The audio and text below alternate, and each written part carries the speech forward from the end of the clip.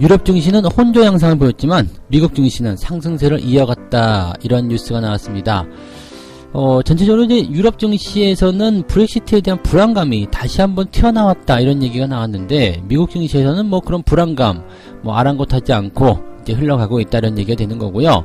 또 재미있는 뉴스는요, 황소가 컴백을 하면서 그동안 현금을 쌓아놓고 현금을 챙겨두었던 월가의 매니저들이 실탄을 쐈다. 네, 즉 주식을 많이 매수를 하고 있다라는 얘기인데요. 주가의 추가 상승에 베팅을 하는 움직임이다 라고 평가가 되고 있어서 여기에 대한 기대감들도 같이 보여지고 있습니다. 이 이야기 같이 해보도록 하겠습니다. 미국과 중국의 무역 협상 때문에 피해를 보는 국가가 있다고 합니다. 다 좋을 줄만 알았는데 베트남과 브라질은 울상을 보이고 있다라고 하는데요. 실질적으로 베트남과 브라질의 주가가 그 시기 동안에 많이 하락하는 모습이 만들어지기도 했습니다. 도대체 베트남과 브라질에 대한 이런 주가 하락은 왜 나타나는 것인지, 미중 무역 협상이 나쁜 것인지 알아보도록 합니다. 북한과 미국의 갈등 계속적으로 평행선을 긋고 있습니다. 북한은 살 길부터 내달라, 하지만 미국은 처음부터 그럴 순 없다 라고 얘기가 되고 있습니다. 서로의 이견이 계속적으로 나타나고 있는데, 이야기가 계속적으로 나오게 된다라면 어쨌든 해결 방안으로 가지 않겠나 생각되고요. 자, 우리나라는 이 북미 관계 개선에 따라서 또 주가에 영향을 미치는 부분이 굉장히 클 것으로 생각되기 때문에 여기에 대해서 관심을 좀 가져야 될 것 같습니다. 자, 이 이야기 같이 보도록 하겠습니다.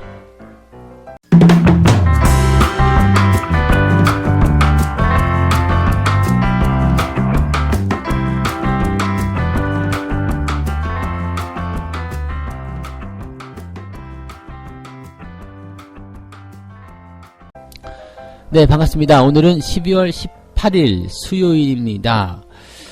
한 주의 중간 딱 걸쳐져 있기 때문에 이제 증시가 이번 주의 방향성은 어디로 갈 것인가 결정하는 시기이기도 합니다만, 사실은 이제 올해 거래일도 얼마 남지 않았어요.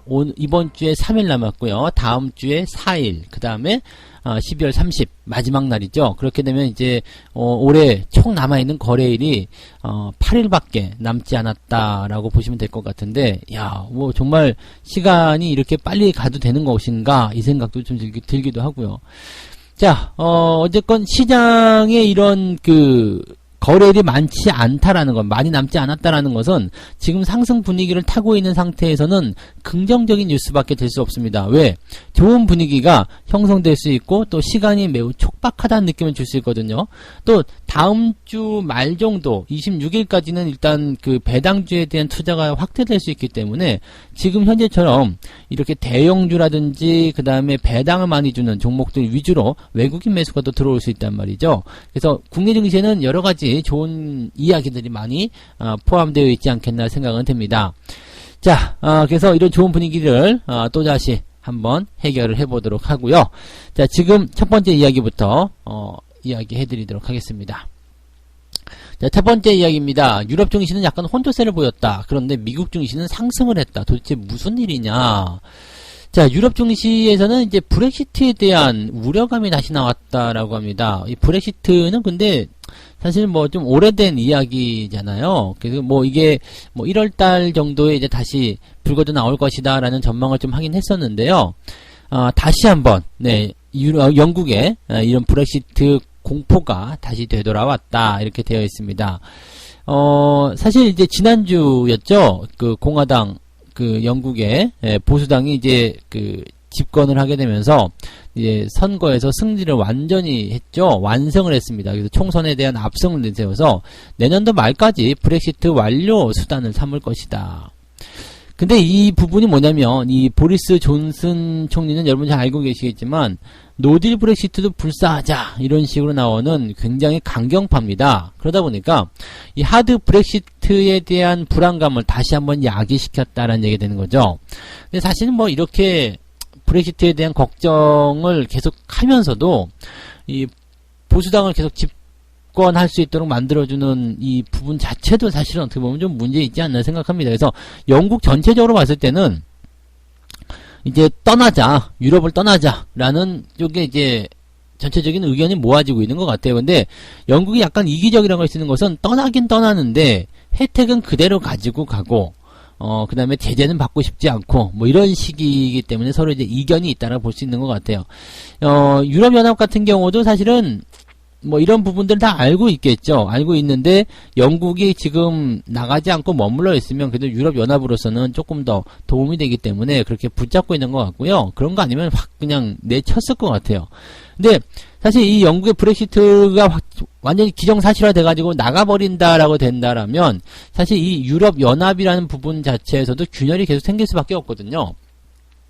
그동안 계속적으로 부담이 됐었던 것이 뭐냐면 이제 부실한 국가들, 그리스, 뭐 그 피그스 있잖아요. 포르투갈, 이탈리아, 뭐 이런 스페인 이런 나라들, 뭐 이런 부실한 국가들에게 계속적으로 재정적인 지원을 해줬었던 것이 사실이고요. 또 그런 재정적인 지원은 분담금으로 독일이 얼마 내고 프랑스가 얼마 내고 영국이 얼마 내고 여기 불만이 상당히 많았었단 말이에요.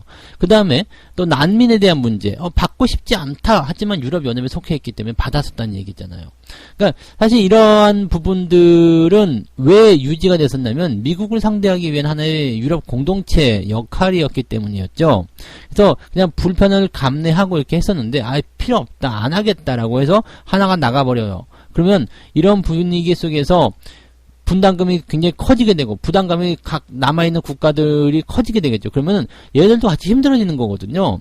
그러니까 뭐 10명이서 쌀 한 가마를 들고 있었다가 한 명이 나가버리면 9명이 들어야 되기 때문에 힘들게 되는 거죠. 그럼 부실한 국가들은 지금 개선의 효과가 있느냐, 개선의 의지가 있느냐, 없다는 이야기예요. 그러면 이런 국가들부터 쳐내기 시작한다면 점점점 균열이 커질 수도 있다는 얘기가 되는 거죠. 어떻게 보면 미국이 원하는 것이 이런 것일 수도 있겠습니다만 이 브렉시트에 대한 불안감은 뭐 전체적으로 이제 영국이 이 노딜로 나갔을 경우에는 문제가 되는 거지만 이렇게 뭐 합의가 되어 있는 상태에서 브렉시트를 하게 된다면 큰 문제는 없을 것 같다. 이 생각은 일단 되고 있습니다. 그래서 지금 보리스 존슨 총리가 합의가 이런 식으로 이루어지지 않는 이상 우리는 뭐 노딜 브렉시트도 불사하겠다 이런 식으로 나오는 거지 계속 시장에 불안감 요소가 되는 거고요.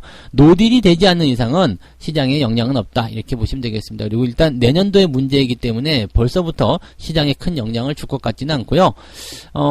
유럽 증시가 그동안 또 단기적인 상승폭을 크게 만들어냈기 때문에 거기에 대해서 약간의 숨고르기 정도가 나오는 것이 아니겠는가 이 생각을 좀 보시면 되겠습니다.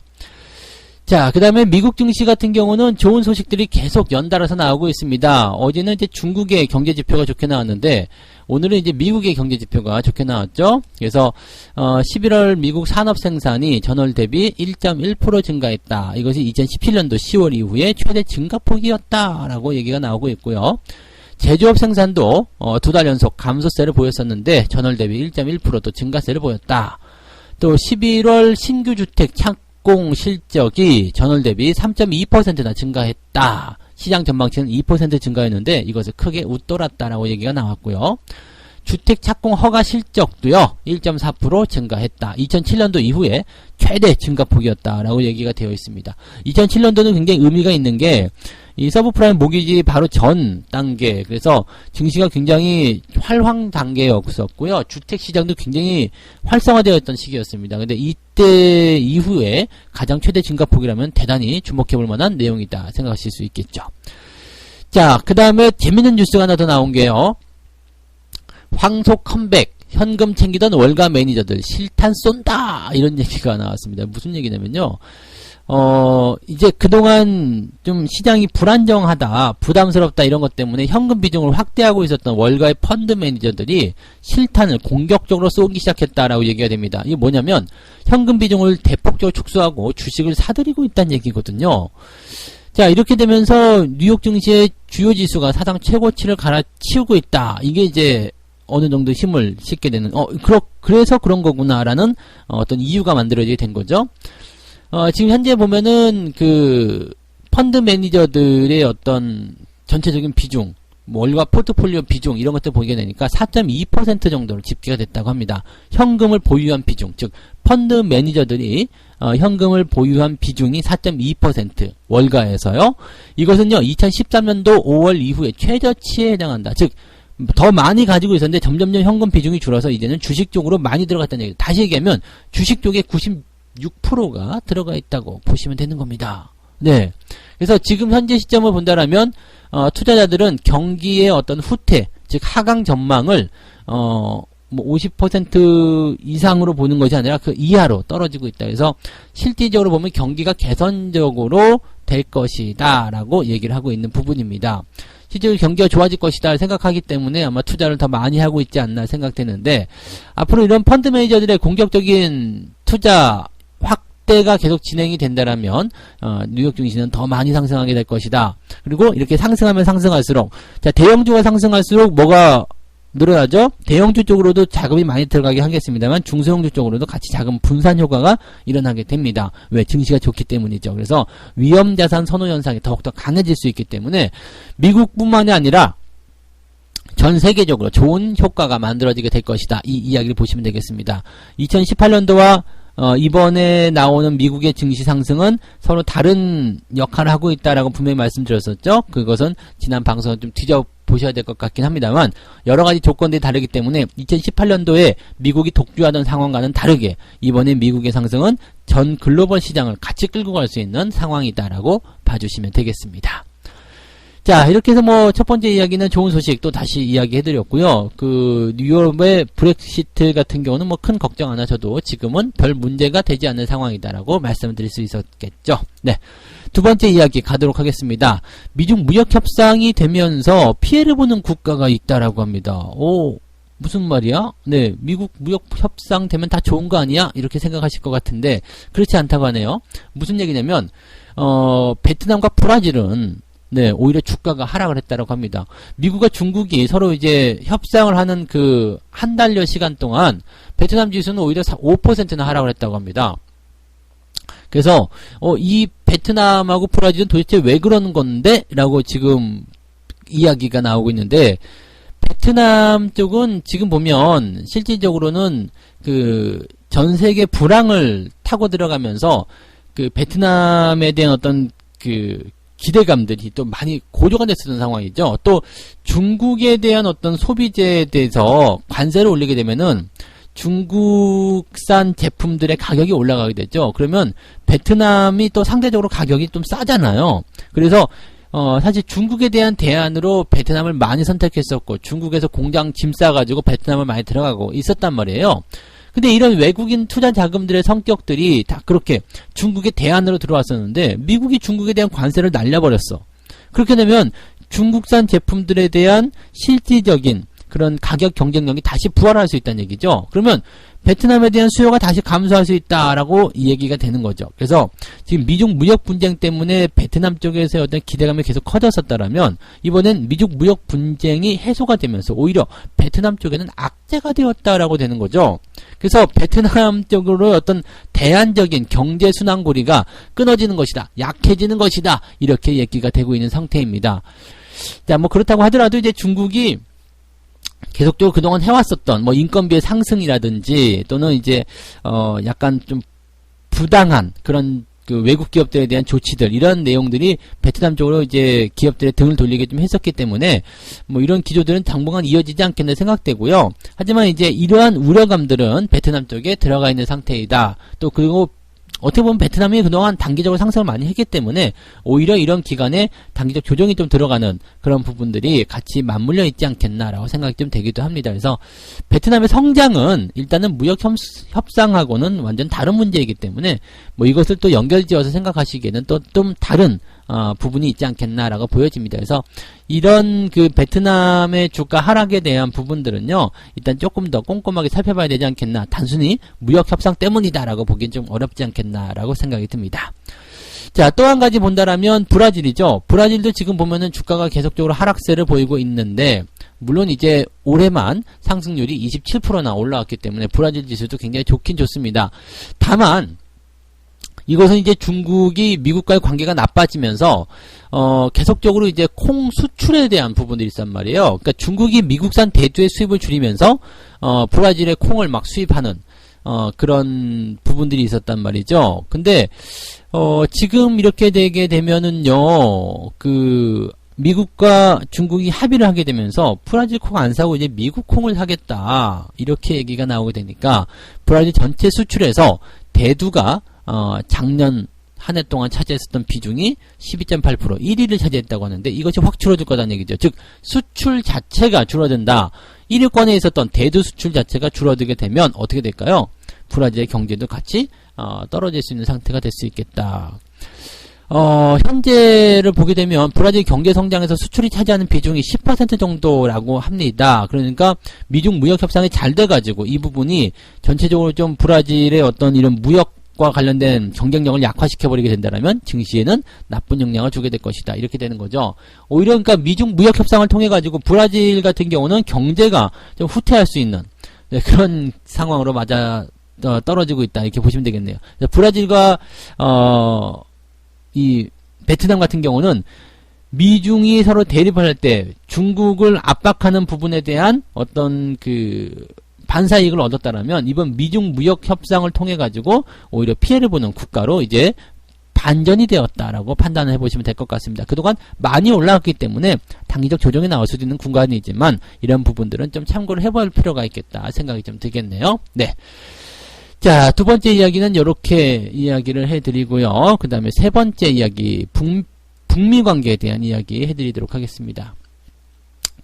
뭐, 뉴스를 보신 분들은 아마 아시겠습니다만은, 스티브 비건이죠. 와가지고, 미국 협상 대표가 왔습니다. 와서, 나 여기 있으니까 만나자라고 이제, 요청을 했었어요. 근데 끝까지 북한이 답을 주지 않으면서 그냥 떠났죠.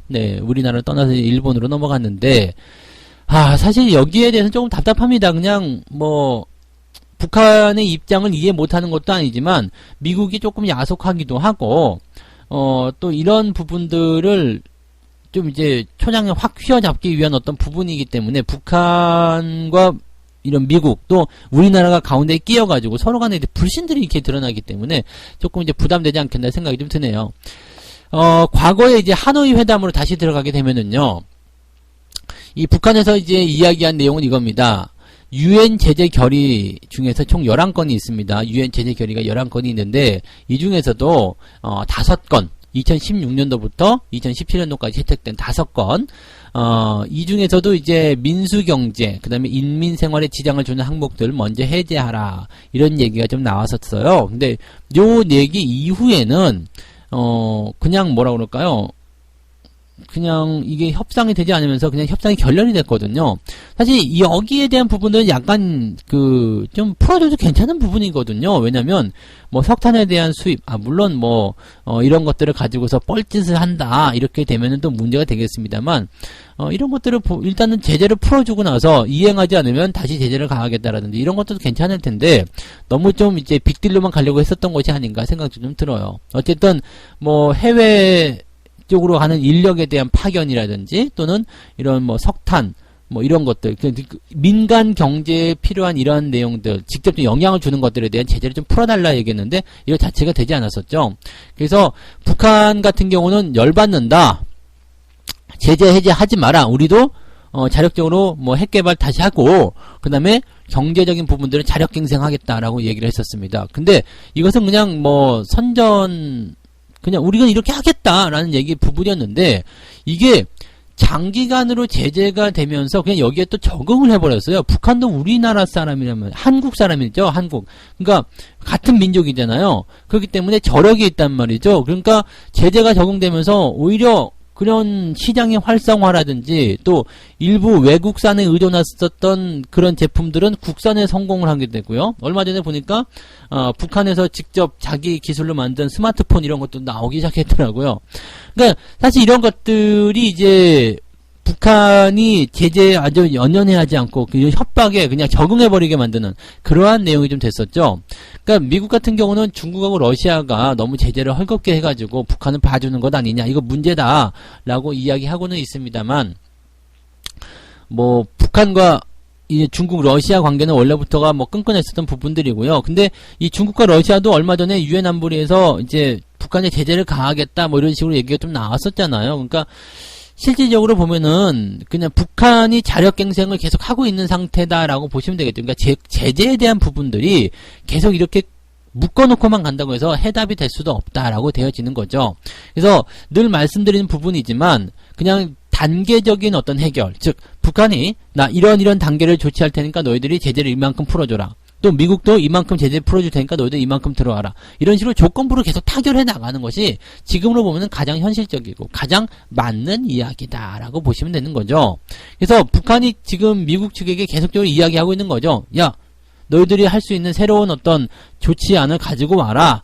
이렇게 얘기하고 있는 거고, 미국은 계속적으로 너희들이 이거 없애면 내가 제재 풀어줄게. 계속 이 얘기만 반복하니까 협상이 결렬이 되는 거죠. 그래서 지금 북한은 계속적으로 이제 제재에 대한 문제를 협상 테이블에 올려가지고 뭐 협상을 같이 해 나가자라고 얘기하고 있지만 실질적으로 미국 입장에서는 답이 없다라고 보셔야 되는 거죠. 미국은 계속 똑같은 일괄적인 입장을 해주고 있다. 사실 이번에 중국과의 협상 때처럼 뭐 1차적으로 합의하자, 그래서 뭐 뭔가 풀어주자 이런 식으로 가면은 북한도 해소가 될 가능성이 좀 있겠는데 이 부분은 좀 답답하죠. 그래서 일단 미국이 그동안은 중국과의 관계에 일단 주목을 하고 거기에 주력을 했었다라면 이제는 중국과 같이 외교적인 연합 협의를 통해서 또 러시아와 함께 이런 북한을 압박하고 또 회유하는 정책들로 가서 이런 분위기를 좀 개선시켜주지 않겠는가라는 기대감도 조금 가져볼 수는 있겠습니다. 그래서 조금은 일단 더 기다려봐야 되지 않겠나 이 생각을 조금 해보고요. 뭐 상황적인 부분들은 네, 아직은 좀 답답하지만 우리가 좀 더 기다려줘야 되는 그런 상태가 아니겠나 생각합니다. 이 대북 문제만 좀 해결이 된다면 우리나라 증시 쪽으로의 외국인 유입은 더 많이 들어올 수 있을 것 같다 생각은 드는데 좀 안타까운 부분 중에 하나가 아닐까 생각은 좀 듭니다. 네. 자, 이렇게 해서 세 가지 이야기 말씀을 드렸습니다. 네, 유럽 증시는 혼조세를 보였는데 이것은 브렉시트 관련한 문제 때문이었다라고 되어 있지만 실질적으로는 단기적으로 많이 올라왔기 때문에 잠깐 쉬어가는 모습일 수도 있다. 이렇게 말씀드릴 수 있겠고요. 미국 증시는 뭐 경제 지표도 워낙 좋게 나왔고요. 네, 뭐 나쁜 소식 자체가 없기 때문에 긍정적입니다. 그리고 월가의 펀드 매니저들이 이제 현금 보유에서 주식 보유로 강하게 돌아서고 있기 때문에 주가의 추가 상승에 더 강한 예상을 하고 있다 보여지고 있습니다. 미중 무역 협상에 베트남과 브라질은 울상을 보이고 있다라고 얘기가 나왔죠. 베트남과 브라질이 울상을 보이는 그 이유는 뭐 잘 알고 계시겠지만 미중 무역 협상 때문에 반사 이익을 얻었었는데 이제는 그런 것들 다 빼앗겼다. 이 부분이라고 보시면 되겠습니다.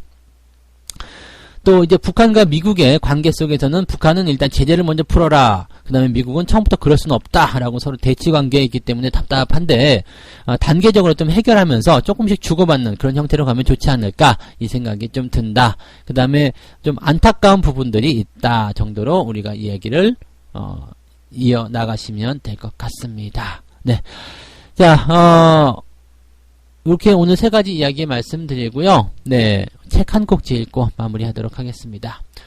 투자를 할 땐 어떤 한 가지 종류의 상품이 언제나 최고의 투자 수익률을 올릴 수 없다는 점을 반드시 명심해야 한다. 성공적인 포트폴리오를 구성하기 위해서는 여러 종류의 투자 상품에 대해 개방적인 자세를 갖는 것이 무엇보다도 중요하다. 이것은 뭐냐면 분산 투자입니다. 하나가 잘 나간다고 해서 거기다 몰빵을 쳐가지고 모든 리스크를 거기다 집중시켜버리게 되면 결국에는 그 종목이 꼬꾸라질 때 나에게 리스크가 크게 다가온다는 이야기죠. 포트폴리오 짤 때도요, 종목들도 다 분산 투자를 통해서 여러분들이 수익을 챙길 수 있도록 그렇게 방향을 만들어 가실 것을 권장해 드립니다. 자, 오늘 여기까지 이야기 해드리고요. 여러분들도 오늘 또 성공 투자 이어나가시기 바랍니다. 저는 다음 시간에 다시 올게요. 고맙습니다.